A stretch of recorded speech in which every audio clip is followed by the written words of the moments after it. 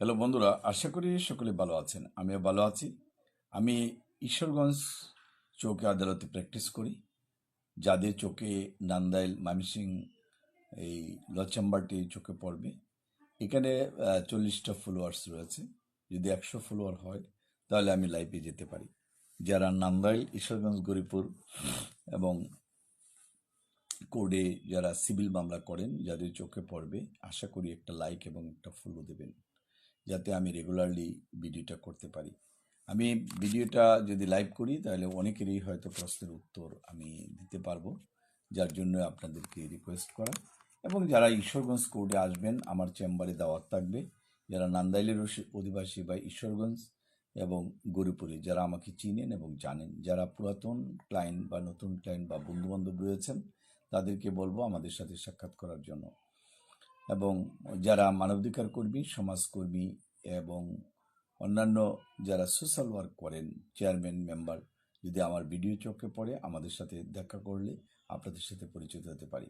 যারা গ্রামে গঞ্জে বিভিন্ন ধরনের সমস্যায় জর্জরিত আছে, জমি সংক্রান্ত অথবা পারিবারিক মামলা বা বাটোয়ারা মামলা অথবা চেকের মামলা বা গার্ডিয়ানশিপের মামলা বা জমি দখলের হুমকি দিচ্ছে বা দখল অলরেডি করে ফেলেছে অথবা আপনার রেকর্ডে ভুল রয়েছে বা জমির দলিলে ভুল রয়েছে, প্রেম সেনে মামলা।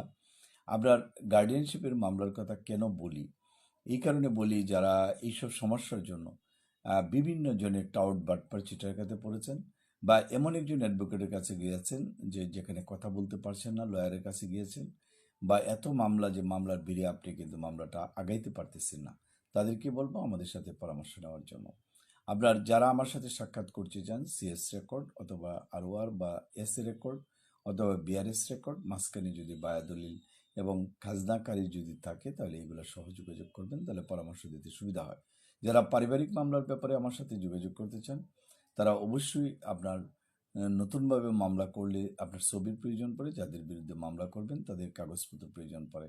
সুতরাং যারা এইসব কাগজপত্র সংগ্রহ করে আমার সাথে যোগাযোগ করবেন। ফোনে পরামর্শ করলে আপনার কোনো ধরনের কনসালটেন্সি ফির প্রয়োজন পড়ে না। কিন্তু যদি আমার বাসার চেম্বারে যদি দেখা করেন তাহলে অবশ্যই আপনাকে 1500 টাকা পে করতে হবে। আর যদি আপনি কোর্টে দেখা করেন কোনো টাকা পয়সার প্রয়োজন নেই। যাই হোক, আমি মনে করি যারা আমার সাথে দেখা করতে চান তারা টাইম নেবেন এবং চেম্বারে যোগাযোগ করার জন্য চেষ্টা করবেন। তারপরে যদি বাসার প্রয়োজন পড়ে তাহলে অবশ্যই বাসায় চলে আসবেন। আমার ফোন নাম্বার 01711337019 অথবা 01711921416, এই নাম্বারে যোগাযোগ করবেন। আবারও বলছি 0